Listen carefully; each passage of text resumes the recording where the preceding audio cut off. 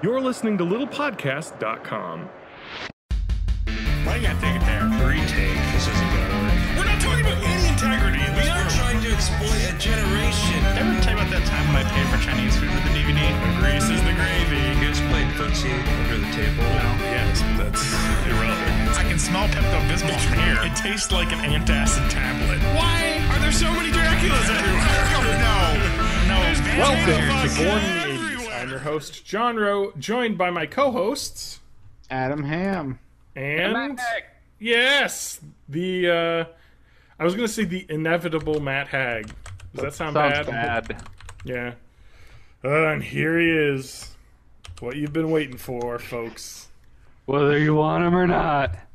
He's all up in your earbuds.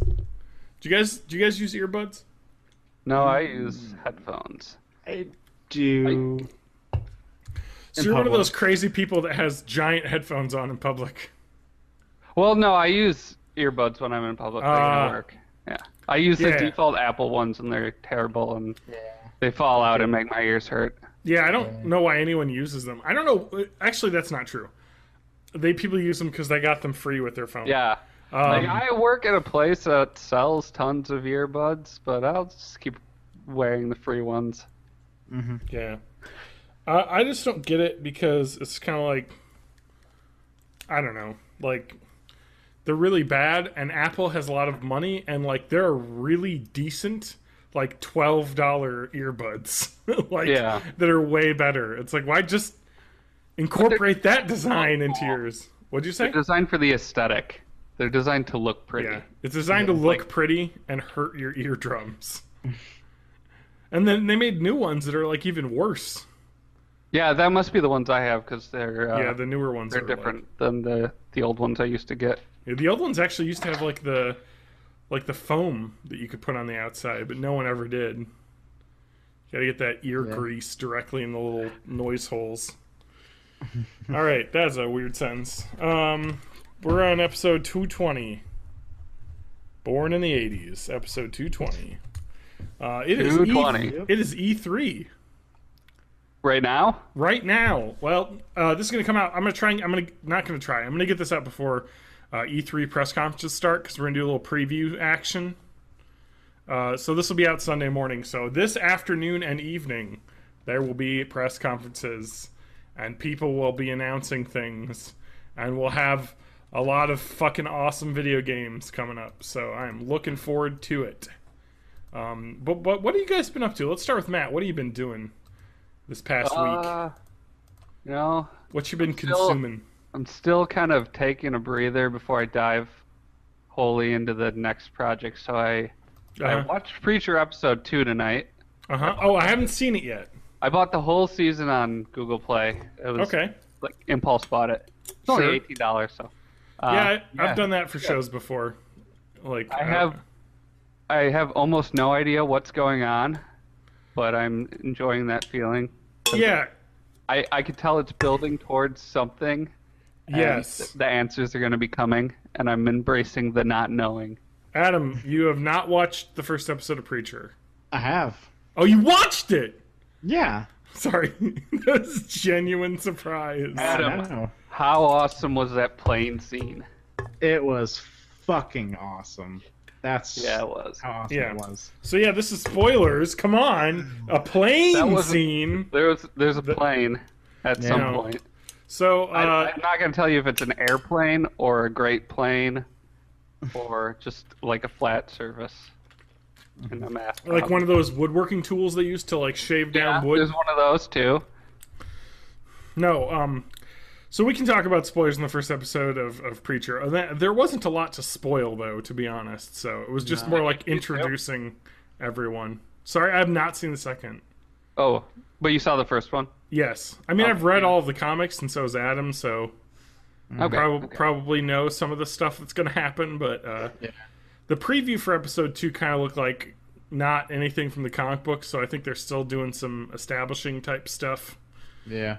In that city. I mean, I think there was kind of more just establishing what's going on with the characters and slowly revealing what he's like starting to realize he has some sort of weird power. Yeah. Yeah, in the comic books that happens a lot faster. Yeah. I think it's the first thing that happens. But it kind of...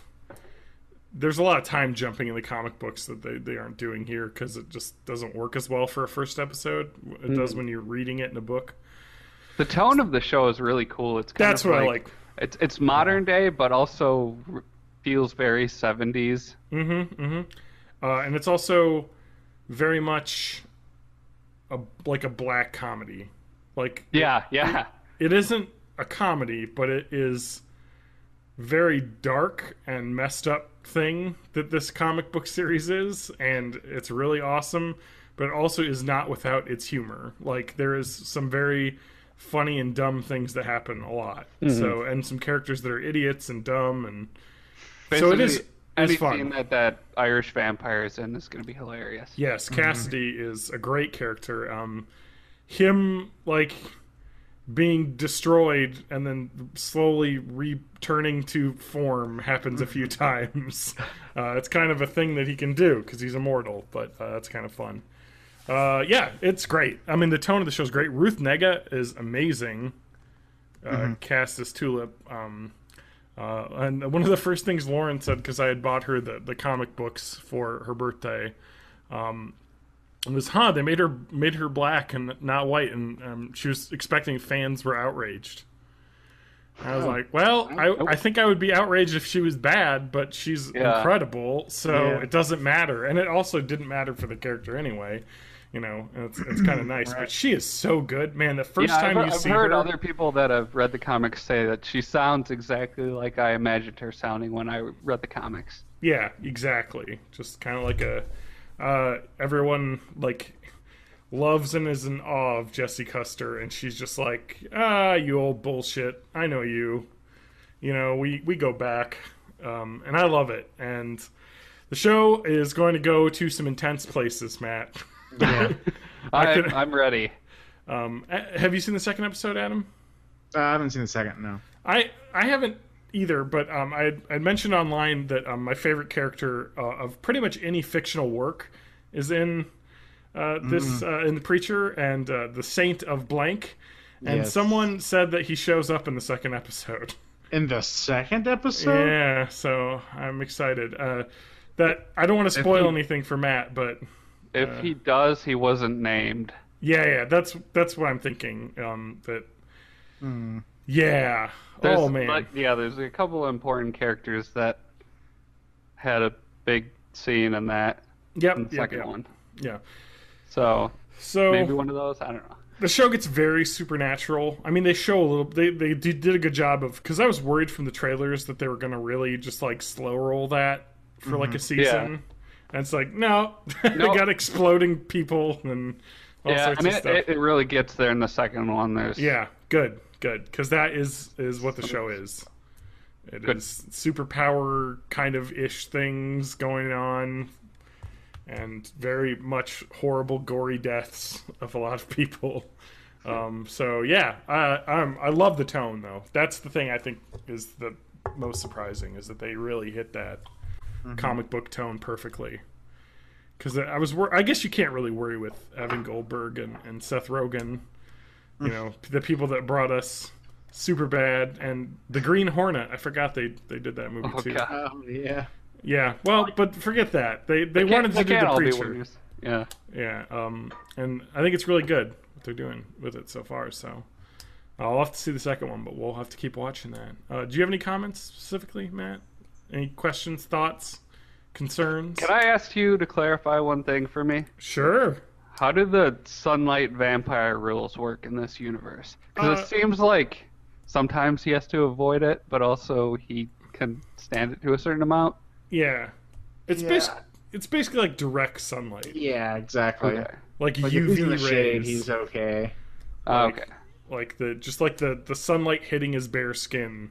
So if he wore like a poncho or a jacket, he'd be fine. Or if he like stayed under an umbrella all day, like they kind of showed that when he crash landed to Earth, they carried the umbrella with him. Oh, okay. I did not get that until now. Yep. I saw that because Because I was like, oh, he grabbed an umbrella because he knows he's going to be out in the sunlight when he crash lands without a parachute. I just figured it was like a failed attempt at a Mary Poppins situation. Oh no, that doesn't sound too far off of what that character might do, but yeah, that was more at the end. You kind of show him pop up the broken one when it kind of wakes up down there, but yeah, and then he eats a cow. Yeah. So yeah, oh man, you're gonna like that character. That's all I'm gonna say. And you're gonna like my favorite character. I really want to read those again. Yeah. I think I'm gonna watch the show all the way through before I read the comics. Yeah, or at least watch the first full season. Yeah, And because see how far off it is from the comics, because yeah, it's gonna be interesting what they do, because they show some stuff that happens a lot later, like the Anvil Slaughterhouse stuff, which is like in the 5th book of the comics. Like, Yeah. I don't think is he in Anvil at the start of the comics? I don't even think so. Isn't it a different town? And then he goes to Anvil, like, later on. I think they're combining things. For instance, Arseface's dad isn't in the town of Anvil. Right. He's just a random sheriff that Yeah. Jesse Custer meets at one point in some Exactly. bumfuck small town. Because there's a lot. It's a road book, comic book. Yes. A lot of traveling from city to city. okay, so they kind of just moved everything to one location to make For it easier to film. probably for the initial stuff, yeah, because it doesn't really need to be spread out over bumfuck tiny small towns in Texas. Yeah. You could centralize it a little bit, but I think that's like the takeaways I have. The casting was great, the directing and tone was great. Like, for instance, like for directing wise, like the moment when she creates the rocket launcher out of the cans, yeah. and then they have the moment where she goes out and says, like, whenever you hear everything stop, you can come out. And, like, you just hear all the explosions in the fight scene. Like, that was perfect to do it that way, because I'm sure it was cheap for them to do it that way. Yeah. But it was also really funny, and, like, seeing the reactions of the kids' faces, like, all this gunfire and explosions and the bullets hitting the wood, and them, like, reacting, and then it all stopping. It was just, like, that was a really fun way to portray that and save a little bit of budget. Yeah. No CG helicopter. I mean, we've all seen the CGI helicopter explode. Yeah. So... I saw one right now. Oh, wow. Right now in my apartment. Oh, my God. Why? They're everywhere, man. You got that app? That AR app that allows you My to... life is directed by Michael Bay. Oh, okay. Yeah, that would be actually kind of a fun life. It would be alright. I mean, you'd be safe if you're the main character. I guess. I wouldn't want to see the Michael Bay movie starring me. That would be terrible. Adam goes to Chipotle. Yeah, exactly. Adam goes to work. Mm-hmm. Adam hangs out in his apartment and watches old movies. And plays Dragon Age. Yeah. Is that still going on? What have you been up to, Adam? I've played a lot of Dragon Age. Is that still going on? Dragon Age? Yeah, that is still going on. Okay. Yeah. I need an action report. What's happening in the world of dragons? Oh man, I just destroyed this demon dude who was heading. Why, up. Adam? I'm the reporter. Why did you kill this demon? He was promoting the growth of red lyrium, which is known to cause insanity and death in people. Is there any scientific evidence that this red lyrium is as deadly as you claim it to be? Well, I did go to the future once and see it taking over people. So, kind of, yeah. Oh, okay. Well, that makes sense. Totally. Okay. Anything else? The game continues to be great? Yeah. Yeah, totally. I'm totally digging that Enchanter, Okay. which is my specialization of mage. Wait, what are you? A Knight Enchanter. Knight Enchanter. It's the mage class that becomes like a battle mage. A Knight Enchanter? Yes, a No. Knight Enchanter. Okay, I thought when you were saying Knight Enchanter, I was thinking you were some sort of escort. That's a sex magician. I Adam the Sex Magician. Yep. All right. Episode title sorted. Okay, but like, yeah, I don't know. So what does a Night Enchanter do? So what I usually do is, you're into a group of guys. Yep. Yeah, I know you. Yep. And then you just, throw a little chain lightning out there. Oh, woo. Yeah. Yeah. No, I know. They do that in some step, but- clubs I've heard of. Yeah. Oh yeah. A little chain lightning. And that should give you some barrier. So then I usually fade step my way into the mix, and then lay down a fire mine. And then maybe I'll spawn the fade cloak, get into somebody, and then as I rematerialize, do a bunch of damage to them. Okay. Drop a fire mine on them while they're getting up. All right. That sounds like a dick move for them, but Yeah. for you, it's great. And then when I've done some spells, I can pull out my spirit blade and then do a lot of damage with it. Because it builds up charges with every time you cast a spell or hit somebody with an attack. Okay. Yeah. Well, that sounds fun. And all the damage I do increases my barrier. So basically, as I'm damaging people, I am shielding myself. Becoming harder to be damaged. Yeah, so I'm kind of like mage tanking ish. Not really tanking, but So you're getting harder as you're going to town on these guys. Just in the middle of this yes, group I of am, dudes. sir. Yes, I am. The more to town that you go, the harder you get. Yeah, that's the way it works, right? All Isn't it that right. way for everybody? Or... Yeah. Well, for me. Right. Yeah. All right. Let's see here. Anything else, Adam? Before we move on to what I've been up to. I saw a little bit of the show Fried on Netflix. Yeah, Fried. Friday. It's a show. No. Is it a show cooking about- show? No, not really. Fried green tomatoes. No. It's a British show, I think. It's a Netflix original Okay. about people who work in a McDonald's type place, like a fast Oh, food restaurant. wow. Yeah. I'm seeing the picture here. There is, when you search fried Netflix, there's no articles about this thing. Fried green tomatoes is the third or the fourth list for rent on DVD. So, fried new on NetflixUSA.com .info has an image. Okay, it's good though, huh? No, it's all right. Well, okay. A right. glowing recommendation. Yeah, it's got 3 stars here on That's about right. the Netflix rating. That'd be my rating too. Mm-hmm. It's fine. It's kind of funny. It's not amazing. I don't know any of the people in this. No. So is this like a real version of When the Whistle Blows or whatever? If I knew what that was, then Is that the name of the fake show from Extras? oh, extras. Yeah, yeah. You know the blue collar workplace comedy show. It's not that bad. No, it's not. It's not. Here's a bad. member review from Netflix. It's not very good.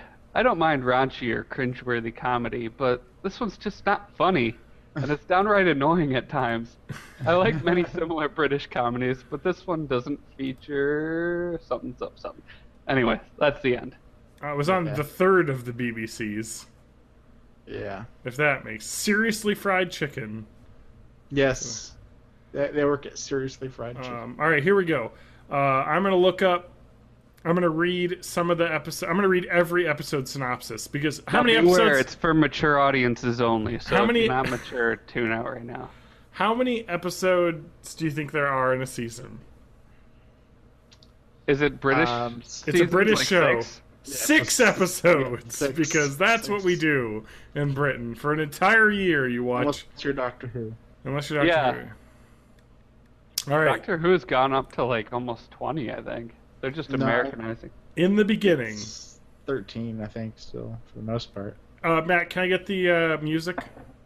The music? Well, I was thinking of the music that would be used to describe. No, not that music. The music. My old koozie music. Thank you. In the beginning. No, I can't. I want to do that for my entire life. By the way, narrate everything with this. Here, how about something a little bit more upbeat? Okay. In the beginning, excited to take over the worst branch of Seriously Fried Chicken, Mary becomes Croydon's manager. Oh, this is too loud. It's fine. No, it's not. To only discover that turnaround won't be so easy. Did you see that episode, Adam? Yeah. Was turnaround not so right? easy? No. You see the second episode? Yeah. Hold up. Mary and Joe are robbed during the late shift, and Mary's cowardly response leads Derek to attempt a coup through a series of awkward meetings. Yep. That's it. I mean, this Carlos from Spain. Mary goes undercover as a Spanish man named Carlos in an effort to determine which staff members have been making complaints about her. All right. Yep. Poulet, etc. Mary panics when a glamorous rival shop renowned for its artisanal chicken sandwiches takes a bite out of Croydon's already suffering business. 5. The Second Coming. Mary offers free samples of a new product called chicken balls to a customer she fancies. But the man ends up dead. Ed finds a nugget resembling Jesus. 6. The Chicken Awards. Mary angles for Most Improved Restaurant at the 5th Annual Seriously Fried Chicken Awards. At the shop, Joe and Amara are locked in the freezer. This looks interesting, to say the least. So, it's like raunchy? Like, what's it about? American Pie, like, level? No. Not really. Like a British American Pie? Like British pie? Like pork pie? Like a British Like a meat pie? Clerks. British Clerks. Yeah. Clerks 1 or Clerks 2? Yeah, Clerks 2, probably. Yeah, there it is. Yeah. Throwing shade. I like Clerks 2, alright. Yeah, I do enjoyed too, it. actually. It's just not the same. you Yeah. know? Well, yeah. I mean, Clerks 1 was just such a random happenstance that it happened to be the guy that could make it at the time that it needed to be made. Yep. It was like a movie of its time. Mm-hmm. And Kevin Smith was that guy when he was making that movie. That's true. That's what. Now he's it all was. Hollywood. He's all Hollywood now. Kind of, yeah. Yeah. Okay. So fried and what did you call that? What should we call that, Adam? Dragon Age. Dragon Age, yes, the game. Fried. I watched Pokemon a bit. Okay. What's Indigo League? No. X and Y second season. So do all those Pokemon seasons like tie together? Yes, technically. Technically, they have like characters that recur. Yes. Definitely. Is there like a Q equivalent in Pokemon? A Q? Yeah. You mean like from James Bond? No. Q, what do you mean by Q? Like from Star Trek. Oh. Not that I know. There's a of. character that shows up throughout all of the different like goings on No, I don't think so. and like does just Other than Ash. I mean. Oh, so Ash is the Q of Pokemon. Adam is on record. Yeah. There should be a Q for Pokemon though. Do try to not kill the Pokemon, James. Wow, that got dark. Well, Well, it's like Murdering Pokemon. dogfighting. it is literally dogfighting the video game. Kind of, yeah. It's not even kind of. I mean, it's exactly what it is. You capture these pets and have them fight each other. Mm-hmm. It's like real, but they don't kill each other. They just they get just- knocked out and they're healed. They faint. Yeah. Mm-hmm. Mm-hmm. Mm-hmm. And they don't have any lasting brain effects. No. Just like every football quarterback. Uh-huh. Go into their energy ball and everything is. Are you saying that, like, you want to start a Pokemon CTE investigation? Yeah. Get the Kanto League, or the Johto League. Mm-hmm. Get him in. I'm gonna What be about- that Will Smith character? What about the Pokemon? Yeah. Oh shit. You have to tell the truth. Tell the truth. That's the one. That's the line I know from that movie because I have not seen it, but he says that in the trailer.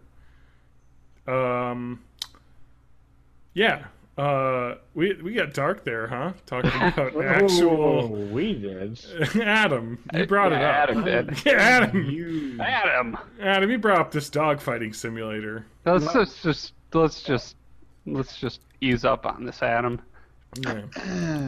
Did you get? They have any shinies in the show? Oh yeah. There's shinies? Shiny or two. There's a shiny version. I've seen a shiny Halucha. That's like my favorite Pokemon. It's an awesome Pokemon. It's the hawk that is also a wrestler. Yes. It's my favorite Pokemon. What? Yeah, it looks incredible. It has some of the best art design. His voice is pretty amazing too. Yeah. Is it like Hispanic? It's just like a low, like throaty noise. Oh, okay. So it's not like Ha ha lucha.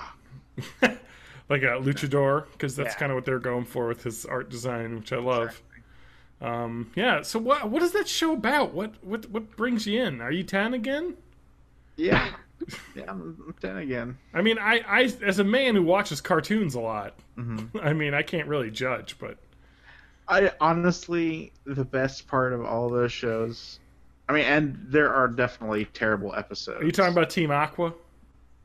No. Oh. The best part is Team Rocket. Oh, is it not Team Aqua in the show? Mm-mm.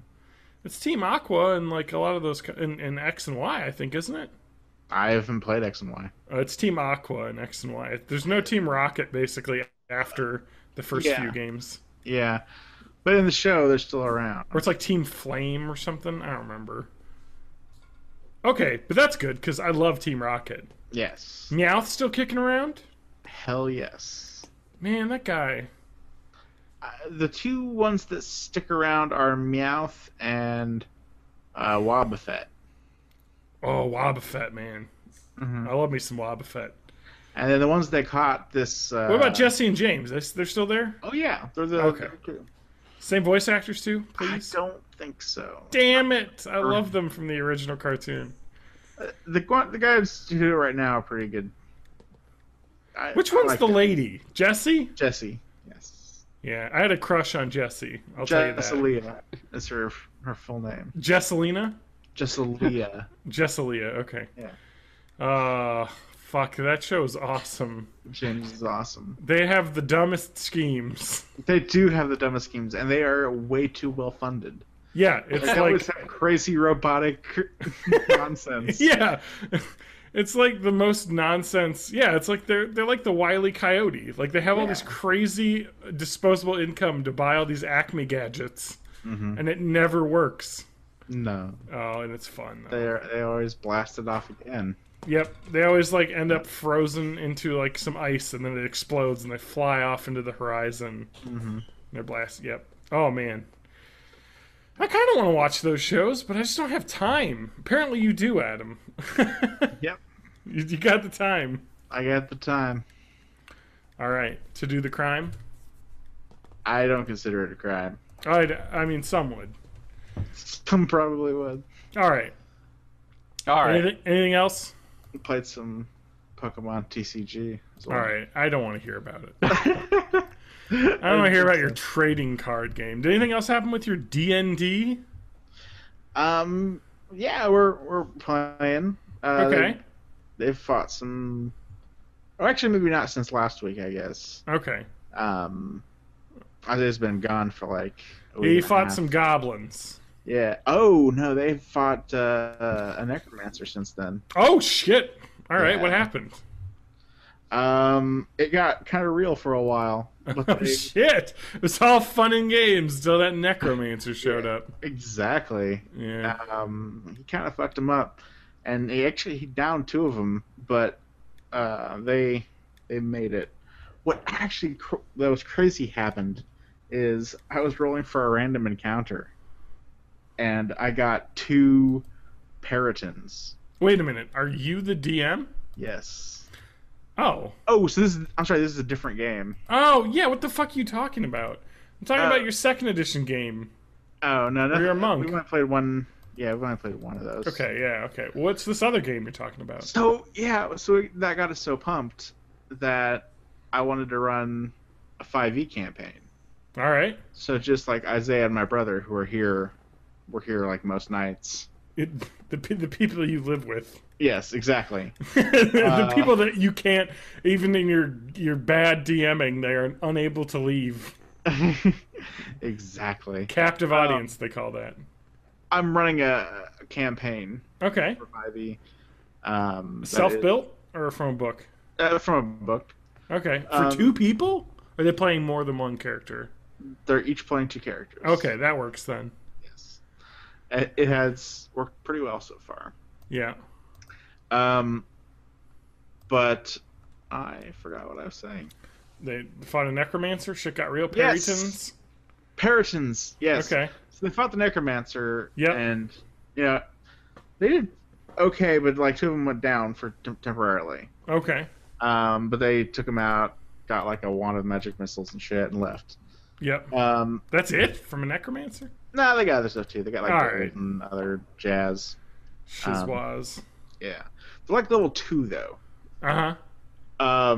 And they're going to this other thing to finish up this quest, and I just rolled on the random table, and boom, I roll random encounter, and then I roll to what kind it is, and it's the Peritons, and it's like 1v2 of those, and I hit a 2 on that. So it's actually literally the worst thing they could have gotten during the daytime, and it was destroying them. I had to like. What's a Periton? Can you explain what that is? We fought one, I think, in a Pathfinder game. Okay. It is a large bird that eats people's hearts. That is what it needs. Needs it as part of its reproductive cycle. Like it takes out a heart, brings it back to its like female mate, and they eat it, and that's how babies are made. Okay. For Peritons, I guess. Yeah. And they can fly, and they can do like flyby attacks that don't provoke opportunity attacks. So basically just swoop at you to stab your heart out. Yes, and they fly like 60 feet around or something like that. So, yeah, basically they can dip in, swoop, attack you, not get hit back, and then be back in the air. And also, they have a thing that if they go at least like 30 feet in the turn before they hit you, they get like extra D8 damage. And at level 2, that is brutal. Yeah, because you have like, what, 30 health maybe? Maybe at level 2? I don't even think they have that much at level 2. It is bad. Yeah, so I flat out murdered one of them. And I think another one went down. Jesus. It was drug off. They went into the woods, and they can't actually really walk that fast. So I think they ran them that You're just way. murdering these poor people. With this random drug. They got his body, though, and we worked out a way for him to be rezzed. Well, that's good to hear. They got the body. It worked out well because... Minus a heart, I'm assuming? Yeah, it was minus a heart. His heart was ripped out. That had to use like a higher level spell to get him back, because they didn't have all the parts. Exactly, he's missing an organ. That's good. Yeah. Not at all. But kind of. Awesome. It's okay for me because it allows me to like throw a story hook in and like make them indebted to one of the factions in the area. So like, well, I owe them. Yeah, we saved your ass. Mm-hmm. You're working Get for us us now. Some grass. Yeah. Yeah. Yep. Just, I mean, it's the hashtag Gandalf Vape Life faction. Yeah, exactly. They're just, they need the weed. Yeah. All right. Me, what have I been doing? Can you guys guess without looking at the document? Overwatch. Oh, you better believe it. Thank you. From the honest trailer of Overwatch, yes. I played a lot of that game. I got a lot of highlights on my YouTube channel. Hashtag shoutouts. Hashtag play of the game. Well, you're in good company. So. What? Why am I in good company? Because Elon Musk plays as well. I saw that. So he's just randomly like tweeting. Yeah, I put a link to his tweet in the doc, and the best part is after he said that, somebody asked him PC Master Race or Xbox, and he said PC, of course. Of course, PC Master Race. He's not some scrub lord. Not some scrub-a-dub-dub. Yeah. I want to look at my channel. Let's see. Yeah, I've got how many of these videos? I have 1, 2, 3, 4, 5, 6 play the game videos I've made. Because I've got some. Bastion. Nope.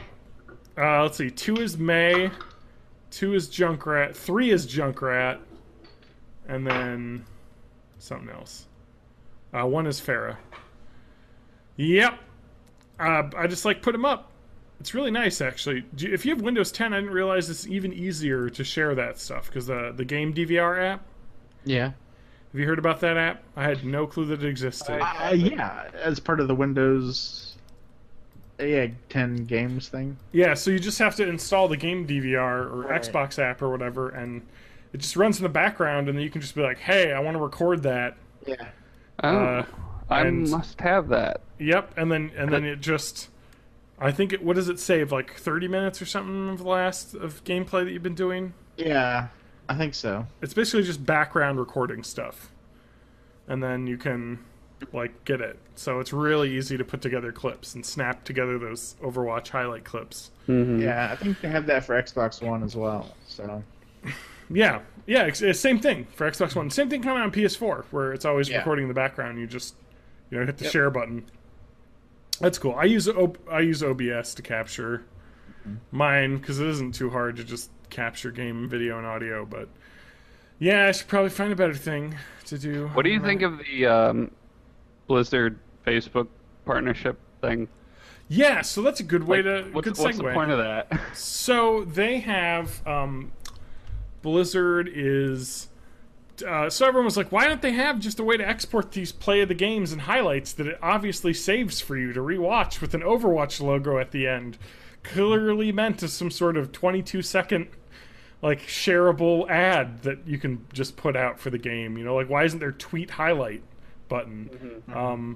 Because it seems like that they've been working on a Facebook deal which just got inked that they're going to have not just for Overwatch but every single Blizzard launcher Blizzard game will have built-in Facebook live streaming capability.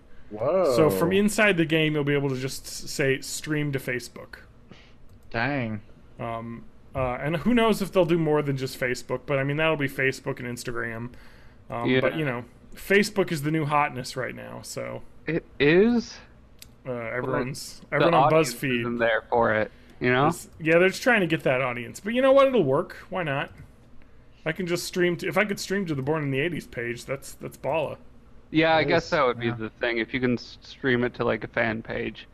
Yeah. But if I'm not gonna stream to my personal page, nobody wants to see me play on that. Yeah, I mean, just the skills are just too poor.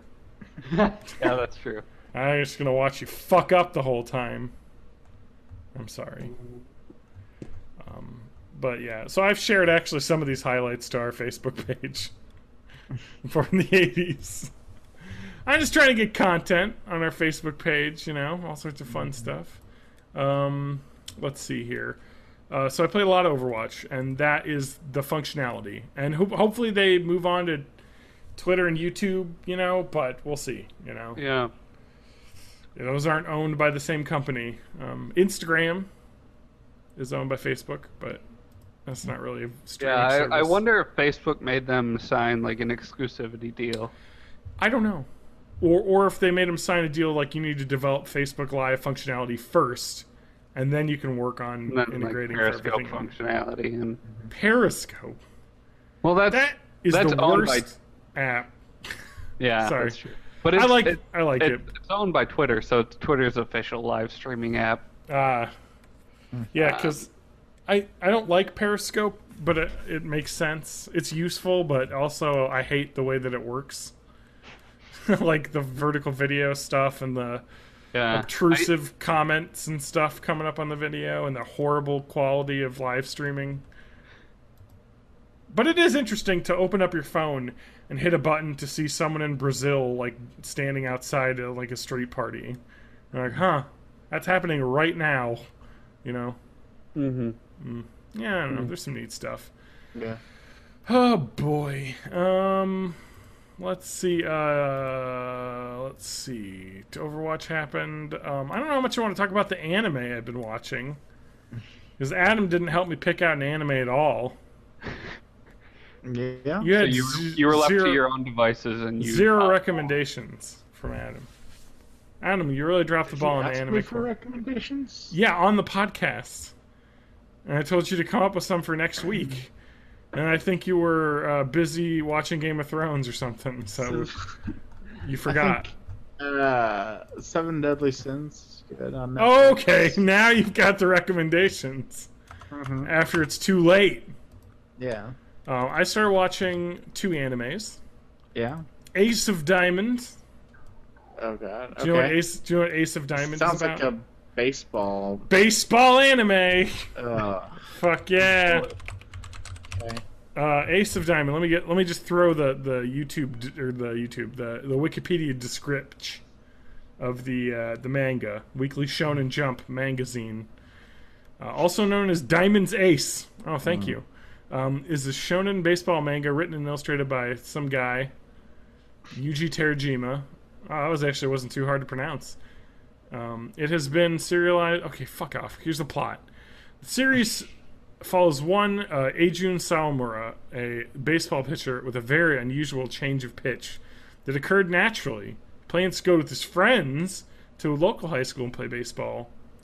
However, a scout from prestigious Seido High, Seido, Seidou. How would you pronounce that? Seidou.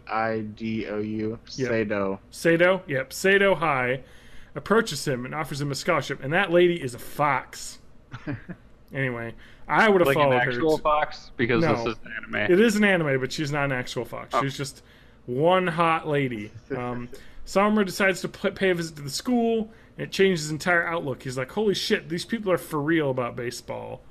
And basically he just like learns how to find a tournament, basically. When they go into a tournament. He's like a freshman. It's like baseball high school. I don't know. I love animes, and I love seeing because this is Madhouse and Production IG, so like they've done what else have they done? So many crazy television series, you know. I think they did FLCL, Attack on Titan, you know, more recently. So it's just like, and here's our baseball anime, Ghost in the Shell anime. So I love it. I love watching baseball happen in anime and people having like ridiculous soliloquies on the plate about how they need to like get this hit to change their outlook in life and things. It makes I'm baseball. imagining the pitcher like winding up, and then all of a sudden he freezes, and there's like spiky lines in the background. Oh yeah, Technicolors. definitely. Like, Oh yeah, all sorts of stuff, and like you know, he's got his trap card. You've activated his trap pitch, or you know, like there's just all these like strategies and like crazy like baseball terminologies and things that he has to learn because he's a a freshman at this high school. So so that's one, and the other one I watched, I recommend to Adam. I don't know if you got a chance to watch it, but did you Kabaneri of the Iron Fortress? No, I didn't. I saw it. I almost. I need to watch it. Time, it's on Amazon streaming for free. So if you have Prime, it's it's on Prime, and it's releasing as it releases in Japan as it airs. So they're kind of doing a like a not like as it airs maybe or like the weekend. No, it's okay. Yeah, the 9th episode hasn't aired yet, so it's caught up. Yeah. So basically, the plot is you've seen Attack on Titan, right, Adam? Mm-hmm. Yeah. Matt, do you know what Attack on Titan is? Yes, but I haven't seen it. Okay, you should watch it. It's really good. But so this is like Attack on Titan, but instead of Titans, it's super zombies. And instead of being like walled up in a walled city, they're in a giant armored steampunk train. Wow. That sounds fantastic. So That basically, sounds awesome. yeah, they're kabaneri, which are undead creatures that cannot be defeated unless their heart is destroyed, which is like super strong iron like heart basically. So like bullets don't kill it, or melee weapons won't do it. So you need like they use like steam like pressure guns that like shoot like a rod, like you know like a pneumatic like drill to break the hearts, or you know, some guns if aimed perfectly, or you know, like all this stuff. So they're really difficult to kill. And so everyone's in like walled cities and stuff, but like it deals a lot with the trains that travel between the walled cities and like basically holding off all of these crazy super zombies, and it is super duper violent, like Attack on Titan. Like people get ripped to shreds, by these super zombies, and it is super insane with the action, even more so than I think than Attack on Titan. It's even more anime, and there's like anime butt rock when the action's happening, so that's fun. You don't get that in Titan. Titan's a little bit more trying to be serious, I think, but yeah, like I guess I could just explain the first episode. So he's the main character is a guy who works on the like trains. He's like just a train engineer type guy, but he's like trying to get like a gun that can break the hearts of these guys. So he's like working on it in secret. And a train arrives with a bunch of like, and so it's also kind of like class warfare kind of thing, which Attack on Titan has a little bit. So there's the Bushi, which is like the ruling class, and then like there's the regular people. And they kind of have a train that comes in, and they have to like go there, and he's like finally made a gun that does killing them. And then like of course after like the like nobles and like the princess shows up at their like thing, another train comes in that's just covered in zombies, and it crashes through the wall and explodes like half the city, and then there's just zombies everywhere, and everyone's running around, and he's got to test out his gun that he just made, that he like finally tries to figure out how to get the force right to destroy it, and he gets bitten, or like real bad, like his arm is half bitten off. And so to save himself to transforming into a zombie, he like stops blood flow from carrying the virus to his brain by like hanging himself. And he passes out, but like that stops the blood flow, and then he like falls down, and so like the virus is just like dormant in his body basically, making him a kabaneri, which is a half human half zombie. And so they're able to be like super strong and fight. But they also appear like the zombies, like their heart glows and stuff. So it's actually pretty interesting. So then he finds out this other lady who's like super fighter lady, who's one of the coolest looking characters ever, just flipping around, cutting zombie heads off. She's also one too, and they kind of like are like, oh shit. Is there just one season of this? It's airing right now in Japan. Okay. So season 1 is available for free with my Prime subscription. Yep, that's what I'm saying. It's on Prime. So like there's like the Funimation like app and Crunchyroll, which do a lot of like same stream airing in Japan, airing in the US kind of thing right now. Simulcast, Prime has done, I guess, a deal with Fuji TV, so I think it's a week delay for Amazon Prime maybe, or something like that. It's very close though, like to the air dates, so like you can keep up with the show as it airs in Japan basically, which is really cool. And it's basically just like, all right, we gotta get on this train to get out of the city, and now it's like the last survivors of humanity on this fucking train in zombie land, and they're all like turning on each other because nobody knows who's a zombie. It's awesome. It's just, if you like steampunk and zombies and trains, And I do. Yeah, and like violence and action and just I don't know, it's fucking awesome. And I was like, wow. I think it's been received quite well. If I remember, I think it has It's got an average 5-star rating on Amazon. Yeah, I think IMDb has it at 9 out of 10, which seems a bit high. Let's see how many ratings there are. Probably not many because it's only 400 people have reviewed it. There's 1,400 on Amazon. Yeah, there's a couple anime review websites. Yeah, My Anime List, which is a big anime website, has 40,000 users reviewed. It's got an 8.3 out of 10, so very well received for an anime that's not probably one that was super expected to be great, because I don't think this is based on a manga. I think it's just an anime.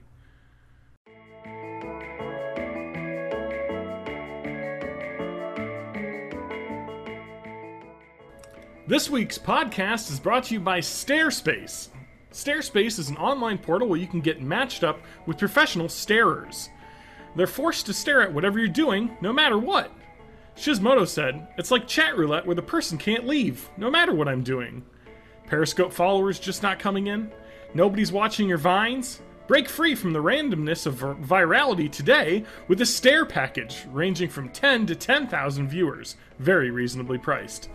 In this online world where you can't get an audience on your Twitch stream, Starespace is the place to get an audience. Get ready to sell out your artistic integrity for a number to go up on your profile. A number that magically really matters to most companies and people online. Use the coupon code STARING at the 80s for 10% off all stare packages now. Note, starers are bound to an NDA for whatever business you're going to get up to online. They're an observer only and will not communicate to law enforcement or emergency services. Perform at your own risk. Starers may not be located in the USA and will likely not understand what you're saying or doing.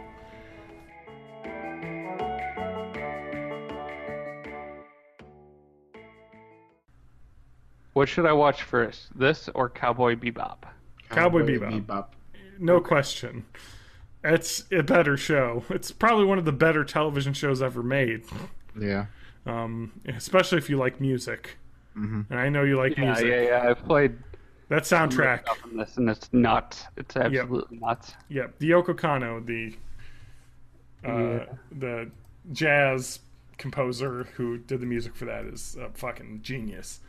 I can get a standard definition season for like $36. Yeah. Of Cowboy Bebop. That's not too bad. Yeah. Or we could watch it together. I have all of it. You have like DVDs? Okay. Yeah. All right. We'll go to the Warcraft movie this weekend, then we'll watch all of Cowboy Bebop. Oh my god, I want to see that Warcraft movie. I want to too. All right, Matt, we'll go.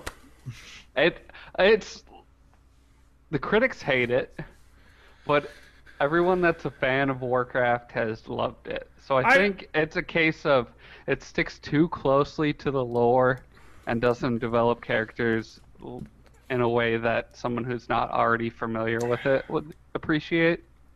Look, I'm not going into it thinking it's going to be good, but I just want to see, like what they said, I think in an interview where he was talking about this at BlizzCon, he was just like, seeing Stormwind animated as like kind of cool, and I was like, I kind of just want to see it, and see it in a theater because it's a kind of a crazy big thing. Yeah. So, all right, well, we'll talk afterwards. I haven't seen magic like that in a movie for a while. Like causing. Like, I've seen like Harry Potter style magic and Lord of the Rings style magic was just totally different. But casting big spells. And, I've heard it looks great. People are like, it looks incredible, and like the action's done. The biggest criticism I've seen is that they tried to put too much into it, so they don't have like enough time to develop the relationships and the characters as much. Yeah. But there's going to be a like extended director's cut coming at some point.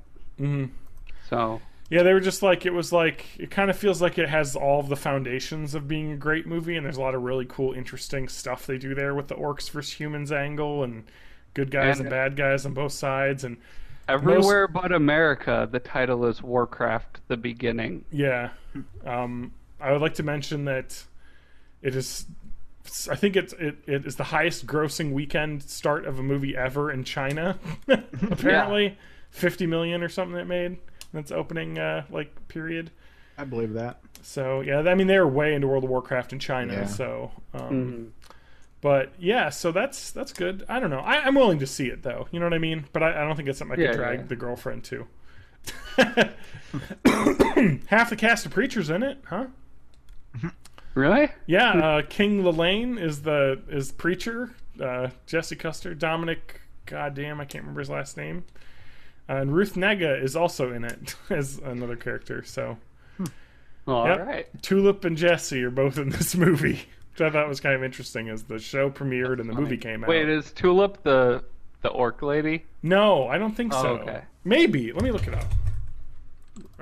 Ruth Negga Warcraft, because I thought Hard she to was. tell under the makeup, but Well, Isn't Jamie Curtis in it too? no, she's just like a wizard lady. Oh. I'm trying to think here. She is. Yeah, she's just one of the like Alliance wizard ladies. She's not Garona or anything. But yeah, Dominic Cooper, King Lane Rin. Wow, he's super old. Do you want to know how old the Preacher guy is? Sure. I would have guessed like late 20s. 38. I was thinking 36. Wow.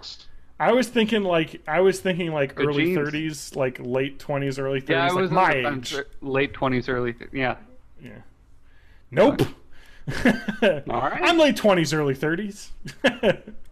I want to say it like that, and I don't feel sad inside. Hey, you still have a chance to be on a Preacher show.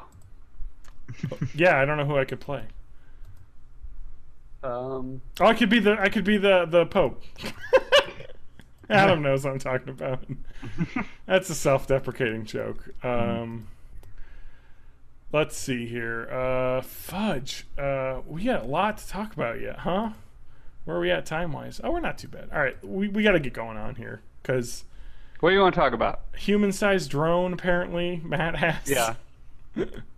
They're testing it in Arizona, I believe, and Okay. it can Oh, it fly you carries you. autonomously. Yeah, it can fly you autonomously for up to 23 minutes at 60 miles an hour. And the conversation around this is autonomous cars are running into tons of red tape because there's a whole system built up around cars already. Yeah. Do you think drones are just going to leapfrog it? Like just fly around in the sky. Yeah, because like you think about the arguments against cars, and it's a lot of like, well, this can't drive in rain or snow or whatever, but seeing road lines wouldn't matter for an autonomous drone. Yeah, it just basically is like it can 220 pounds. Well, they're gonna need to up that.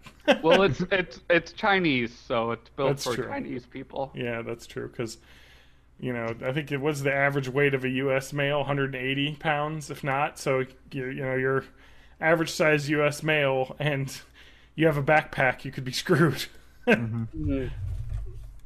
But think of like an Uber that you call, and it's just I an know. autonomous drone. Yeah, that'd be incredible. Like I would feel terrified. I was going to say, that's a To terrifying death. way to travel.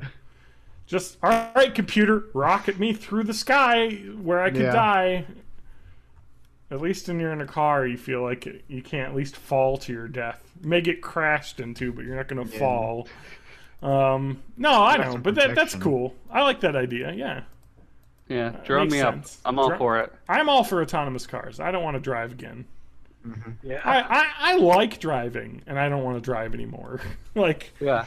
I enjoy a good leisurely drive sometimes, but like sometimes it's just work, especially on freeways when you're going a long distance. And people are bad at driving.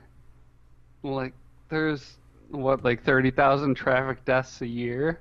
We're Yeah. bad at it, guys. Yeah, Yeah. time to give Let it up, robots people. do it. Just let the robots do it. Just let them, and if But the you robots, know, if there's the first for the first fatality from an autonomous car death, it's going to be like all over the news everywhere. And they're not going to mention the 10 other people that died in human car crashes. we'll all be getting to ride around in our autonomous cars, and eventually the robots will start building these big, giant, square buildings with no windows, and all your friends start, like, not showing up, and you're like, huh, I didn't show up to work today, and then one morning you're on your morning commute, and the robot drives you into that building. We've got this VR simulator, so we don't have to go to work anymore.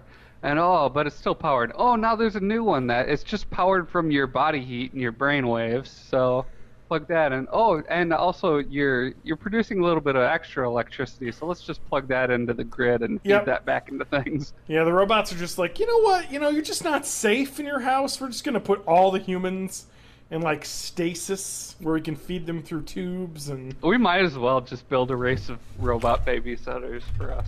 Yeah, we might as well just make the Matrix. That sounds awesome. I agree. Let's do that. Give me the Matrix. Let's Matrix it up. That might be the world we live in, according to what's his name. Elon Musk. He said that we're probably just in a video game of some superior civilization. I haven't thought about that. Yeah, it's kind of one of those things that I'm like, nah, that's dumb. Come on. And then the more you think about it, the more it makes sense. You're like, huh. I mean, it's not crazy to think about. You think about like the 40 years since Pong we got to VR. Yeah. So if that continues on, like 1,000 years, we're in totally realistic VR simulations. And his whole point was like, are we in Earth Prime, or like the infinite time after that, where it's possible that something was made and we're in some kind of simulation? And the crazy part about that is, and not to get too dark and deep, but like if you think about like a world where we have all of these religions and talking about some sort of afterlife, if we are just a video program, there very well could be a second level. A second life. You know what I mean? Like, it's not, that's just like crazy. You're like, wow. Yeah. Like, ugh. That's one of those things that'll keep you up at night when you're thinking about it. So much keeps me up at night. That's true. I like to not think of it. I like to drown that out by watching episodes of Frasier before I fall asleep. Did you see the link I put about Sega's... Let's get into news. This is news. Yeah, I saw that. Yeah. So E3 is coming up, so we'll do a little E3 preview, but we're going to... No koozie this week, I'm going to say. Oh. I want to spread it out, because there's not a ton, guys. There's probably only like 40 or 50 pages, and I've already done I'll try to make it to my parents' house at some point and look for that poetry book, too. We've already done about a tenth of it. I mean, so... I don't want to like burn through it in 3 months. Okay, so the first one I'm going to talk about is Sega's kind of done a little mock-up of a giant warehouse. Adam, get this. A giant warehouse that is a VR shooter. So how they have Oculus, you sit down, that's your VR. Yeah. Vive, you got room space VR. This is entire warehouse space VR. So they have these backpacks that you wear, and it looks like it's PlayStation VR, based on the lights and things. That looks like the Move controller. But basically, you strap on a VR headset.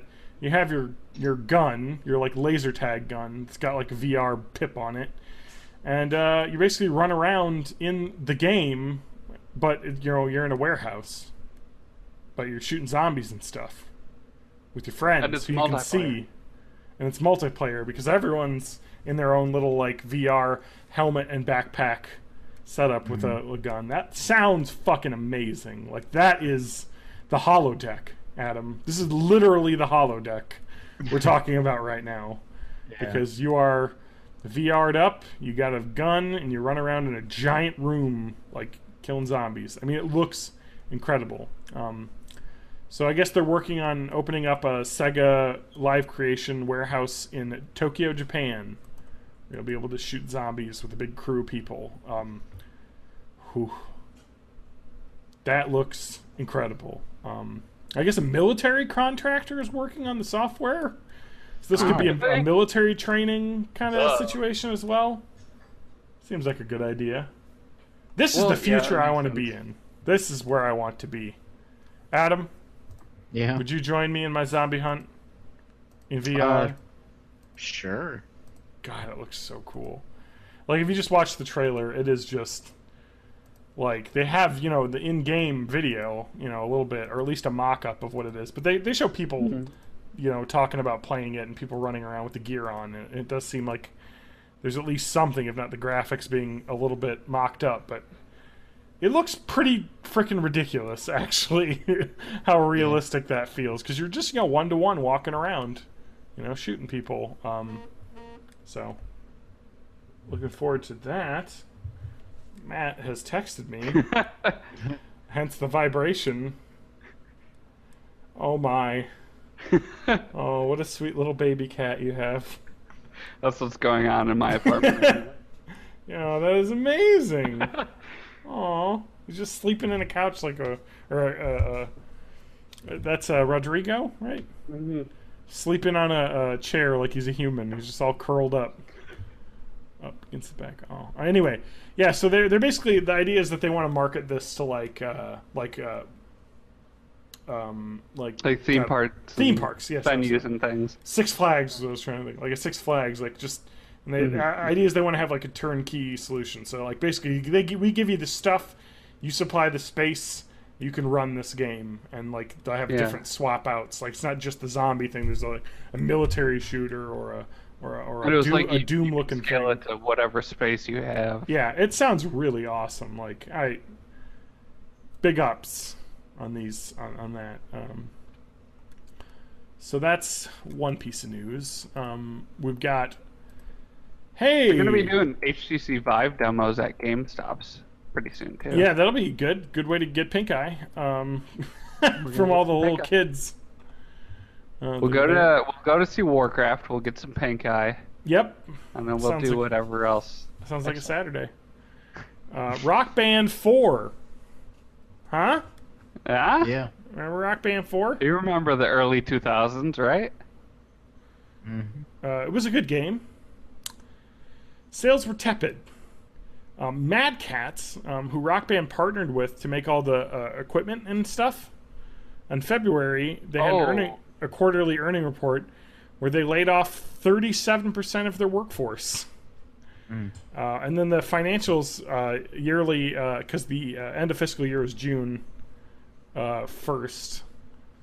So the end of fiscal year 2015, Mad Catz showed a profit of $4.7 million. However, it also ended with an $11.6 million loss, which was chalked up to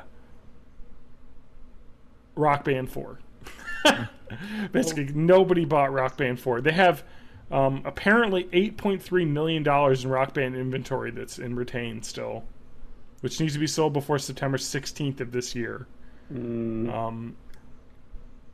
Mad Catz isn't exactly known for quality hardware. No, but I mean, supposedly the Rock Band 4 stuff was good.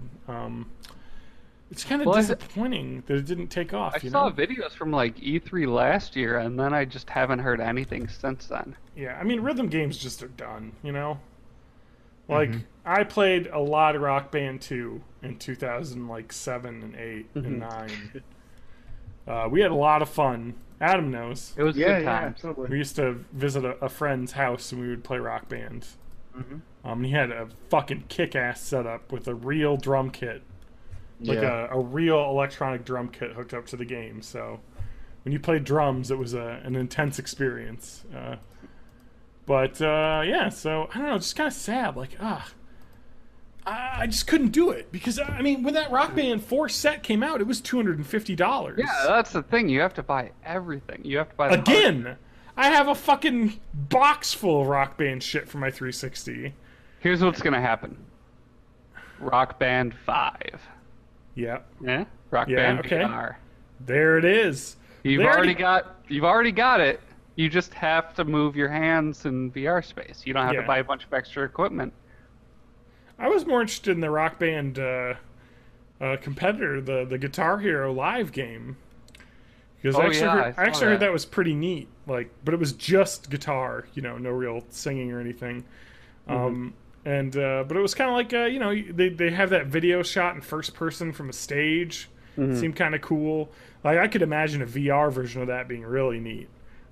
Just get a I think we'll see rhythm games come back but in VR. Yeah, that makes the most years. sense. Like the immersiveness of being in front of a giant crowd playing seems like the more exciting thing to me. Than It's only a matter of time before we have DDR VR.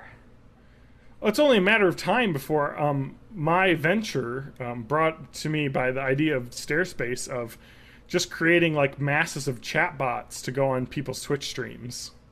Mm-hmm. Could you imagine that? Like, if you could pay a service to make it feel like you have an audience watching you do stuff. You can, though. There are streamers that pay for bots, That is... and I mean, it'll... I have robot followers on my Twitter, if listeners remember from back in the episode when I did that. On Twitch, it'll, like... The way the algorithm works, it'll rocket you to the front page of Twitch, too. Mm-hmm.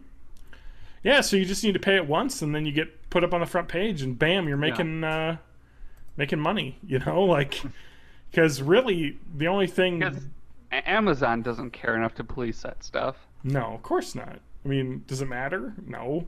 Because, Not you for them. know, if you're a bad streamer, like, yeah, you'll get a bunch of people, like, to watch you for a second, and then it's like, okay, this person's shitty. But, you know, if you're somebody who's, you know, good at it, then people will follow you, and then it's over. Anyway. Yeah, but I mean, I think, just imagine, because I think that's the future, because basically I think there's a huge wealth of people that want to be watched doing stuff, basically. I mean, if you look at all the people with YouTube channels and whatnot, and then the future of that is just the ability to simulate that. Yeah. And, you know, that's not too far off. If we get to a point where we have, like, universal basic income because the robots have taken all our jobs, Yeah. then, yeah, it's just going to be ego booster robots that Yep. we're going to... And they are, I mean, they already do that. Like in NBA 2K16, and all the NBA 2K games, I think since like 2012 or whatever, there's a fake Twitter in the game that your player has. And like if you do bad in the game, yeah, like fans will tweet at you how bad you were in the game. And like a famous person, you know, who they have a license from will be like, I don't know, who's like Drake. You know, he's way into basketball. Will be like, whoa, man, you really couldn't beat my Raptor this week. Weak sauce. You know, like, you're like, oh, fuck you, Drake. Go back to Degrassi. Yeah, I was having a hard time. All right, it's turns out you know, it's hard to block Damari Carroll. All right, he's a beast in the paint. Yeah. Anyway, but I kind of like that, and I think that's the future. Unfortunately, that's where we're gonna be. It's going to be nothing but ego bots and sex bots. Yep. Yeah, because I mean, I don't know. In the end, it's going to be a point where, because when you think about the audience of like a Twitch stream, it's mostly people just throwing up memes and smiley faces and things as people do stuff and saying shots fired when some like loud action part happens. Yeah. So you could Various easily like there would be a references. Yeah, there'll be a point like where like bots watching Twitch streams are going to be indistinguishable from people, and then it'll be the point where basically the playing field is gone. That could be devastating to people that make money off of YouTube views and things, and like Twitch live stream numbers and things, because like how do ad companies quantify what the audience is when like that becomes so ubiquitous, you know? Like just these bots, and I'm imagining a world where just these free bots just roam, like, and watch things randomly, and like the Google spiders. Exactly. Like I'm talking about like because I love the idea of that, like someone creating these AI and just hooking them up to a server, and just these AI just go around viewing streams and commenting on them. Like, oh Yeah. I want to build that. That can't be hard to build a chat bot. Well, Microsoft already did their Tay bot, Yeah. and that got super racist and Nazi-ish. So that's basically that's Twitch chat right there. I mean, Yeah. I got it. Yeah. So I am liking the future in VR. Volition announced their new game, bringers of Saints Row series. Adam, did you see the trailer for Agents of Mayhem? I did not. No. Wow, Adam, come on. So this, I thought you'd be way into this. So this is Volition I haven't heard of Studios. it. creating the game Agents of Mayhem. Deep Silver, the publisher, of course. There's a cinematic trailer right now, but it is looking Saints Row-ish. It's basically an action like combat game, it looks like. A single-player open-world action game featuring characters with cool guns, gadgets, and abilities to toy around with. We'll hear more at E3. So it doesn't look like it's a Saints Row game, but there are a lot of hints to it taking place in the Saints Row universe. Oh, really? Yes, because especially at the end, because there's nothing to do with Saints Row. It's just like these guys who are like kind of like Overwatch style, like agents with like cool abilities and big guns and stuff, but less cartoony because they're all humans. You know, they're not iRobot style robot trucks. Yeah, exactly. Yes, and they fight this guy, who's the bad guy, and he has this big robot that he makes, and they just do all this combat. Like, there's a guy called Hollywood, one of the characters, and he just basically has his stunt double like do stuff for him like as part of his like moves and stuff. So that seems really fun and cool, and I know I kind of like the idea. But at the end they have like a segment where they like pan out and there's this like lady smoking and like talking about like the agents, and it's a purple fleur-de-lis but like techno-y looking, and I was like, oh shit, this is future Saints Row right now is what we're getting. It takes place in Korea. Definitely not Saints Row Tracer in this trailer. Yes, it is very Overwatchy, but I'm excited though because Saints Row. Is the gameplay going to be in this kind of cell shaded comic book style? I really hope so because that looks really neat. It does look good. Yeah. So. Yep, looking forward to that.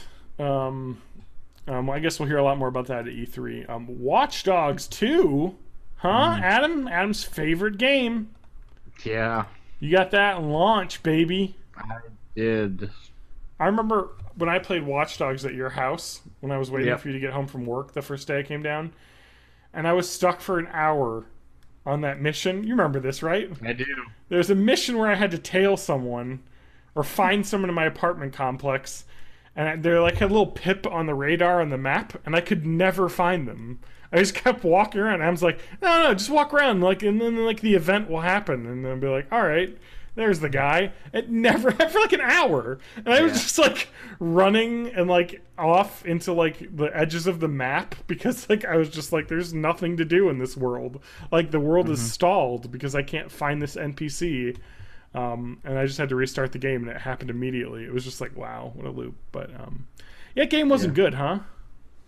No. First Watch Dogs? Terrible. It was just kind of blah. Yeah. Yeah, definitely. I like the Chicago, like it being not in New York or LA. But I liked it being like kind of semi-futuristic, near future kind of craziness. Yeah. But so this like, takes place in the new game. Parkour. Do you see the trailer for this? No, but Okay, I can say it's parkour, Yeah. EDM, yeah, and San Francisco. It takes place in San Fran. Okay, that makes sense. The trailer looks very much to be all CGI. Maybe some in-game footage. I don't know. We'll see. There's drones. It very much seems to be like a send-up of the Silicon Valley era, like people, and then there's a dark hacker underworld. Yeah. I don't know. I mean, this game concept is pretty cool. Like an open world game where you can hack stuff and like change stoplights and do all sorts of crazy shit, But I'm watching the world premiere announcement. Yeah, me too. It looks great. I'm looking forward to it. I can't say. I don't want to be negative, like because it sucks being negative because that first game wasn't what it could have been. But have you played The Division at all? No, Adam has. Yeah. What happened? Is it good? It's good if you have like 3 other people that you can always play with. Okay. That's one that I've heard enough about that like I'm always curious about it. So this is basically the plot of Mr. Robot, it seems like. Reading more about this. Yeah, I haven't seen Mr. Robot yet, but it seemed very Mr. Robot-y. Yeah, your main character is this secretive guy, and he's a member of DeadSec, a hacker collective that's underground, with the main city. I don't know. We're back it looks to Watch neat. Dog. I mean, this could be really good if it's good, Yeah. Like, if done well, the concept seems really neat and innovative, and the graphics look good, and, if it's a great game, I'll play it, Just Watch Dogs 1 was just kind of a mess, Yeah.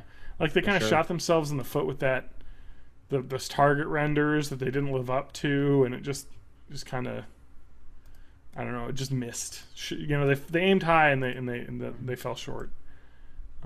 But we got to talk about E3 before we end, because that's happening right now as you listen. So let's have our E3 prediction sessions. Adam, Hold on, I have a sting for it. all right, yep. Ooh, thank you. Nintendo won't be showing anything at E3 though, so just Zelda. If you had a Zelda sting. No, they Yeah. didn't they release a press release that they were going to show more than just Zelda? Yes, they Yeah. did. Yes, they relented on that. They were like, well, you know what? Zelda's the only thing they're going to have in their... JK, guys. Yeah. Zelda's the only thing they have in their booth to play, but they'll be showing video of other games that are coming out. So they're going to focus on a Zelda-themed, experience there, but yeah. So, let's do it. Let's talk. Microsoft. They had Quantum Break came out this year. But they had announced some stuff last year that supposedly is coming out this year. Sea of Thieves, remember that game? The rare kind of cel-shaded pirate simulator game. And Recore, the robot pal and you game, which seemed kind of cool. And Halo Wars 2, remember that getting announced last year? Holy shit. Yeah, so let's see here. Dead Rising 4 was leaked. As coming out. State of Decay 2. If you played the State of Decay game on Xbox or on PC, have you played State of Decay, Matt? No, State of Decay. It's a zombie survival game. I like zombies. Well, you should look up State of Decay because it is awesome. I have it on my computer. And I played probably 2 or 3 hours of it, but I don't know, I got sidetracked. But it's basically like a zombie game where you're open world and survival and getting survivors and building a base and hiding out in it and stuff and going out for supplies. It is very much a game I dreamt up in high school that I wanted to play. What if it was an open world zombie game? That's kind of the way that is. So that's kind of a neat idea. But the rumors have been the Rumors new about Dishonored 2. Xbox Slim for Microsoft. Yeah. That should be coming out this year. Yep. Thank you. Matt, do you have the toilet? Xbox Slim. Thank you. He's got it. So it's basically just going to be cheaper than the Xbox One that's available now with more memory. And then they might talk about Scorpio. They're codenamed Next Xbox. Ooh, Scorpio Sting. Scorpio! I just think of The Simpsons every time. And Hank Scorpio. Scorpio. Yeah.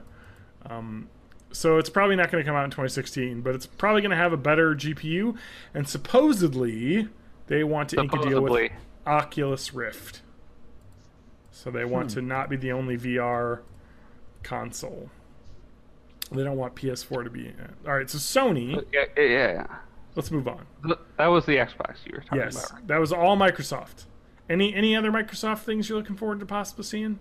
They kind of ended with HoloLens, huh? The holographic the thing. HoloLens is looking real cool, but They kind of killed it. are they going to be showing that?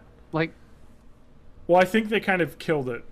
Did they? Yeah, not like it's dead, but they're we're going to focus on non-game applications first. So that's kind of be their work. It's more an R&D. They're we're backburnering that because it's VR is that what makes people sense want. if they're going to partner with Oculus for the gaming stuff. Yeah, they're HoloLens is going to be more of a PC kind of thing, they think, and more of a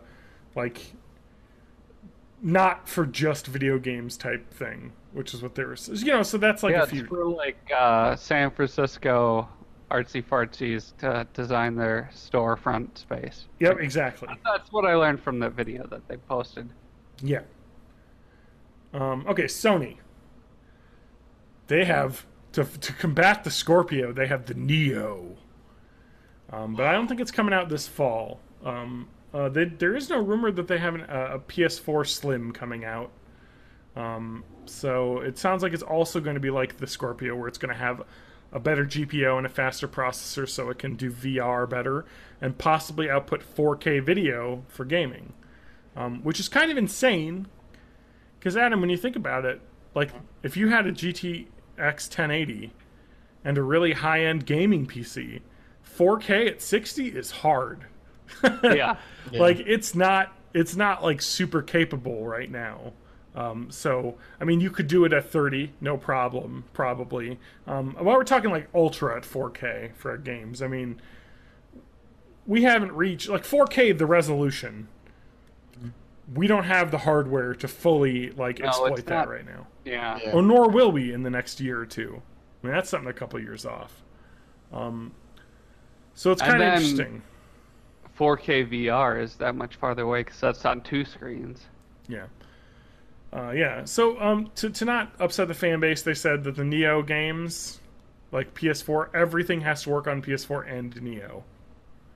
Like, so you can't make a game that's just for the new system. It's got to be like, you've got to have the ability to scale graphics up for the Neo, so like you can have a higher frame rate. So do you think they'll have like baked in settings that it can sense which console you're on? And that's the idea. Give you the Ultra if you're on the Neo. Or... Yep, that's the idea. Is that they want it to be able to display better if you have the better hardware, but if you still have a PS4 and don't want to spend $400 on a console after 3 years, you can get, the next thing. So, and they have 40 million PS4 owners right now. I mean, there's a big user base to try and split up. So we don't know if it's going to be out by October. It's a rumor that it might be out this year, though. So we'll see. And PlayStation VR supposedly coming out this fall. $400. Did I hear a rumor that the Nintendo NX got pushed back to focus on VR? That's part of it. We'll get to Nintendo next. So that's all the Sony's hardware. They have the $400 VR headset, PlayStation VR, formerly Morpheus. And that is $500 with 2 Move controllers and a camera, which is what you need to run it. So if you already have Move controllers and a camera from before, then you're good. But if you don't, you can spend $500 to get the full set to do VR, which is the cheapest so far. Like, because I already have a PS4, $500 for full VR is cheaper than buying a new video card. And a VR headset. Like an Oculus is $600, and a video card to run it, with the RX 480 that's coming out, would be $200. So that we're talking $800 for VR is the cheapest for PC, if you don't already have a video card that can run it.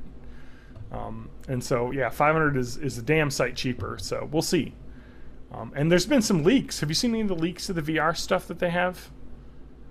It seems like Sony's got a lot of really interesting, like PlayStation VR only VR games that they have lined up. So. Seems cool. Interesting. Yeah. Okay, so this is we saw a lot of stuff last year. Last Guardian we saw last year. Adam and I have a bet over that game. We haven't heard a peep since last E3 about that game, but it's apparently still being made. Horizon Zero Dawn, which was the future hunting robots, like a future Paleolithic man hunting robots game, which looked really cool. That got delayed though till next year. And No Man's Sky was also delayed, but only until I think later in the summer. Death Threat. Yep. Fuck those. Yep. Fuck the people that announced that. Or Gran Turismo Sport, which supposedly is coming out as well. And did you forget about David Cage's game that was announced weirdly last year? Detroit: Become Human, which is I guess his sequel to Heavy Rain and Beyond Two Souls. Do you remember Agent? Agent? Yes. The Sounds familiar. Rockstar game that was supposedly going to be a PS3 exclusive game that was in 2009 Sony's E3 keynote. They said they're making a PS3 exclusive game, Rockstar Agent. Rockstar recently renewed its trademark for Agent, so maybe. And then Shenmue, of course, we might see a little bit more of. But yeah, I don't know. I'm predicting that Sony is going to have that 4K thing out this fall. They're doing it. It's going to come out with the VR headset in a pack where you can spend like maybe $7.99 to get the console and the VR and all the stuff you need. Same price as a Vive. And you don't need a gaming PC already. So that's their thought. That's my thought. All right, Nintendo. No fucking media briefing. Just a live stream. The Treehouse live stream. The Wii U's dead. You know, it's kind of at the end of its life cycle. The still codenamed NX, which doesn't have an official name, won't be coming out until next March. They said they're going to have nothing about it at E3. And rumors from, developers and whatnot have said this thing exists, the NX, and we have the ability to develop for it now. So it's in game developers' hands right now. So they said it's all going to be Zelda on their game show floor. So on Tuesday is just going to be Zelda footage exclusively. And then they said they're also going to be streaming the new Pokemon games, Sun and Moon, an additional Monster Hunter Generations, Dragon Quest 7 remake, and Tokyo Mirage Sessions, the Persona V. What's the name of those games, Adam? The arena DS ones? No, the DS games. Golden. Wait, the Persona. No, ones? not Persona games. It's Persona Cross. Shin Megami Tensei? No, Adam. I'm sorry, man. What is wrong with you? Devil Summoner? No, it's nothing. It's a cross. It's not any of their other properties. It's a different thing. It's a Nintendo cross. Nintendo Cross? Yes. God, you're the worst, Adam. Fire Emblem! Fuck's sake! Do you not know anything about this? I know very little about it. I've played the teensiest bit of one Fire Emblem game. No, but what I'm saying is the Tokyo Mirage Sessions is a crossover game, and it's not fucking Atlas crossing over one of their own games with one of their own games. It's a Nintendo game, Fire Emblem, crossing over with the Shin Megami Tensei. Not Persona, sorry. Shin Megami Tensei, which is a Persona. Persona is the Shin Megami Tensei spin-off game. Yeah. But anyway. It's complicated. Yeah. So it is basically like a crazy action dance battler game. It looks insane, so we're gonna see more of that. Yeah. So that sounds all right. terrible. It sounds weird. We'll see. It's very J-poppy, like J-pop fighting game. I just can't wait for Persona 5. Yeah, and that got delayed. Well, not delayed, but it's not going to be out this year in the U.S. Yeah. Next spring, but I'm excited. All right, Bethesda having their own conference today, since it'll be the same day that the episode comes out. Did you hear the rumor, right? The whispers. No. Elder Scrolls 5 Skyrim HD port. No. Yep. I want another Fallout expansion. Yeah. So they actually talked about how when they were developing Fallout 4, they actually ported Skyrim to work on PS4 and Xbox One to see how they could get the engine running on PS4 and Xbox One. So it seems like a no-brainer if they already basically did most of the porting work to put out one of their most popular games. I would buy that in a heartbeat. So especially if it was $30. This is just a port? Yeah, so the idea is it's going to be a port with all the expansions and the ability to do mods like the Xbox One can with Fallout 4. Okay. So the Skyrim mods will be available on consoles. Dishonored 2, as you'd mentioned, will be coming out, hopefully. I never finished the first one. I heard it's... I don't know. I'm bad at stealth. Yeah, I don't know. It's not really my cup of tea either. I've heard people describe that game as like, if you're bad at stealth, you're going to hate it until you realize that you're like, oh yeah, you know what? You don't have to be stealthy to finish this game. So you can just go through and murder everyone as well, and you'll get the bad ending, which kind of sucks, but you'll get to see the game, which is... Well, it's right there in the title, right? Yeah, I'm dishonorable. I'm shooting guys. It was giving me kind of like a Bioshock type vibe, too. Yeah, it's very steampunk Bioshock kind of, like future, but looks like the past kind of technology. Alternate place where everyone's on a whale oil or something. Yeah. It actually seemed pretty neat. I should play more of it. So we've got Fallout 4, more add-on packs, probably going to see some more of that. Doom multiplayer stuff, and possibly more single-player Doom stuff. I need to play Doom. Yeah, I'm waiting for a new video card. I'm waiting for it to go on sale. Yep. Yeah. And same here. I'm gonna wait till I get a new video card to be in the summer sale or something. Prey 2 also. Remember Prey 2 from E3 2011? I think they had a playable demo and video of what people described as an alien bounty hunting game where you're running around in this alien world like tracking down bounties, which seemed really neat. And they said like the traversal was really cool. Supposedly that's possibly coming back. So that's exciting. Anything else for Bethesda you can think of, Matt? Quake? This website I'm looking at says Quake will be announced. Okay. Yep, because they had a success with Doom. Might as well reboot Quake as well. I mean, id Software is owned by Bethesda now, so I'm sure they're working on something else. I don't know anything about that. Quake 4 was kind of shitty. Yeah. It was okay. Just not a great game. Let's move on. We're running out of time. We got two left. We got EA and Ubisoft. EA, Titanfall 2, for sure. Going to be big in this one. Did you play Titanfall? I did not. Adam? I watched a lot of Titanfall gameplay, though. Oh, wow. Yeah. I played Titanfall. That was an awesome game. And I reinstalled it when I got my new video card. Because I was like, I want to play Titanfall again. And I couldn't. Because no one's playing Titanfall anymore. Yeah. Which is so sad. It just couldn't hold on to When it first came out, it seemed so promising. Like, the movement in that game was fucking insane. Awesome to play. It felt good. Issues. Unlockables. Not a lot there to keep you going.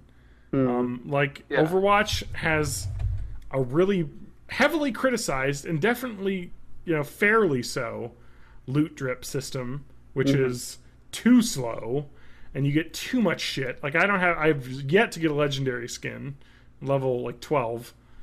You just get a bunch of voice packs. Yep, I get a bunch of shit that I'm never going to use and don't care about. But when you get that rare thing, it's exciting.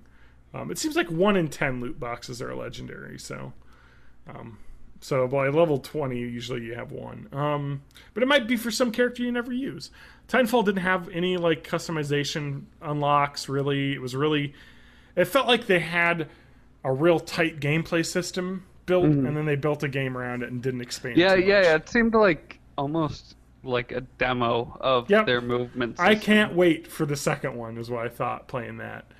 So we'll see Titanfall 2 with supposedly a full single-player campaign built in, which Overwatch doesn't have, but people don't complain about that. But they also said Overwatch... did complain about it with Titanfall. Yes. Well, to be fair, Overwatch doesn't have a campaign, but they didn't say they did, whereas Titanfall kind of said it did, but it's not much of a campaign. It's just multiplayer games with people talking over them, which was kind of a neat idea, but it just didn't feel right. And Overwatch also didn't put out all right, here's $40 in a season pass for map packs. Overwatch is we're going to put out map packs for free. Yeah. When we have new maps and heroes, they'll be free for everyone. And we'll just release new skins that you can collect and pay money to get. So I like that system a little bit more than pay us $20 in the future for more maps and breaking up the user base that way. which probably didn't help keeping people around. Battlefield 1. World War excited for that I am one. excited for that. I don't even care about multiplayer. I just want to play through like a campaign with it. Hopefully they have one. Adam? Mm-hmm. Mass Effect. Andromeda. Yes. So, fall 2016 is what they said. That's been pushed. Early 2017 is what they're saying. We haven't seen any gameplay footage, and this is supposed to be coming out in a year.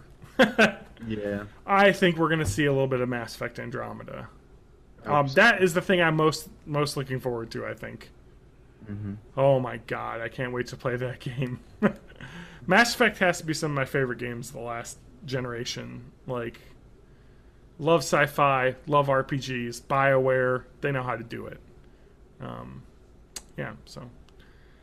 Anyone else have any EA things? You want to talk about the new FIFA game? I'm sure they'll dedicate way too much time to that. Go soccer. Ubisoft. Ubisoft. Beyond Good and Evil 2, right? I have no idea what that is. Yeah.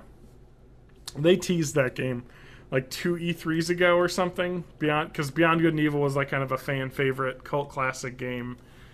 And they're like, we're making Beyond Good and Evil 2. Yeah, we're working on it. And we haven't heard a thing since. So I don't know if they actually are. They had a trailer and everything that was all CG. So just imagine Ghost Recon Wildlands. Remember we saw that last year? Ghost Recon : kill the fucking cartel people. That's going to be fun. Watch Dogs 2 for sure. The South Park Fractured But Whole. Yep, Fractured Butthole. The South Park superheroed role-playing game. There's a period piece brawler game for Honor. I don't know if you've seen any footage of that, but Nope. it looks like bare knuckle brawling in England game. Oh, I'm Okay. asleep. I'm saying Huh? What about Assassin's Creed? Huh? There's no Assassin's Creed game coming out. there's an Assassin's Creed movie coming out, though. Yeah, so Yeah. I think we're gonna see a movie trailer for Assassin's Creed, and maybe. No. All right, I want E3 predictions, one from each of us, and I want it to be something outlandish. Outlandish. Yes, Well, I was going to say Nintendo will be incredibly disappointing, but that's not outlandish. I want like the really. NX will be there. They were lying the whole time. Something like that. My outlandish one is, oh shit! I just thought of it. What have we not heard a lot about? I'm going to say my outlandish one is that I think that's it. It's not outlandish. I don't want to say like it's impossible. I just want to make a big prediction. My big prediction is PlayStation 4K, the Neo thing, is going to be coming out this fall, and it will be bundled with the VR for $800, $799. That's my prediction. Okay. That's a big, bold claim. Yeah. I think Bethesda Okay. will announce a new Quake game, and Yep. it'll be out in November. Oh, a new Quake game this year. So we're going to have Doom and Quake in the same year. What is this, 1996? Mm-hmm. All right, there we go. Quake announced. And then Adam. I'm going to say that Last Guardian this year. no. I'm going to say FF7 remake. Okay, next yep. year. Thank you. So we forgot about that. 2017. Yeah, the FF7 like episodic remake. You're going to say like Yeah. at least the first episode's going to be playable next year. Yes. Okay. Because that is the 20-year anniversary. That would make sense. All right, cool. So we've got our outlandish prediction. I think that's an episode, boys. I think so. I think we're done, boys. Yeah. Smokes, let's go. Do I have... All right. Well, this plays. I'll talk us off. So you can visit us at bornintheeighties.net is the website. Matt Hag Music, where you can find Matt Hag's compositions and videos. Adam Adam doesn't. 2 A's, 1 G. Yep. Adam doesn't do anything online. No. Nothing, No. at least, that you would want to watch. Uh-uh. Adam, you should stream your Dragon Age. People would watch that. You can stream for PS4 without any trouble. It's not on PS4. It's on computer. Well, you can stream from the computer even easier. I suppose. Get that Twitch channel set up, Adam. Yeah. My Twitch is channel. John Danger. I don't stream very much because my graphics card is shitty and old, and it can't handle streaming and outputting video to my monitor at the same time, so it's real choppy.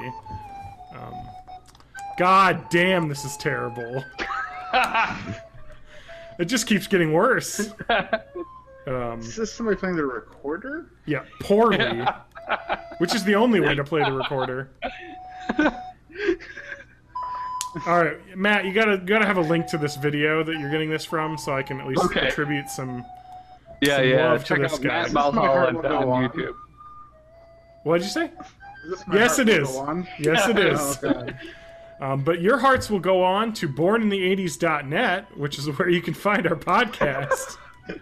And you can leave comments there. We got a Facebook page. Just look up Born in the 80s podcast on Facebook, or a Twitter account if you want to follow us there. All sorts of cool stuff there. Best way to get the episodes. Matt, thank you. Adam, word of the week. Deaf. Deaf? Yes. Like what we're going right now because we're listening to this? Yes. All right, thank Yes. Like which? Well, I wish I was. you. You wish you were deaf. Me too.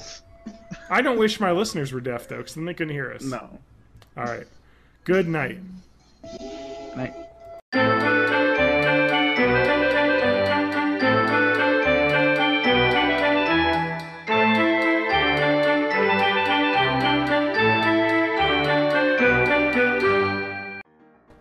Adam's here. He appeared,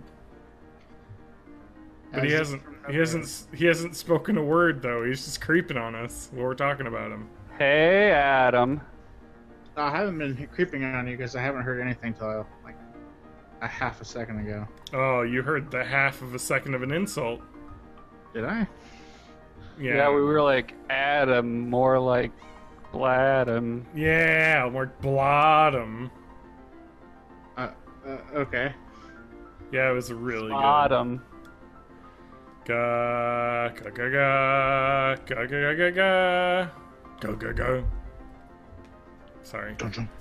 I have the Overwatch theme stuck in my head Yeah. because I hear it every time a highlight plays. The little sting. Ryuge Waga taking over yourself. Thank you. Thank you for adding that. Oh my god, I want to play more right now! Can we, can I just record this while I'm playing? Oh, that would be bad. I would have no way of telling if that's what you were doing. Yeah, you would. You would see the fucking... Oh, I could find you on the BattleNet client. I like this, Milwaukee police chief gave 4 simple rules to not get shot in Milwaukee. On this is what he said on television in an interview. 1, don't be part of a crime gang. 2, don't be a drug dealer. 3, don't illegally carry a gun.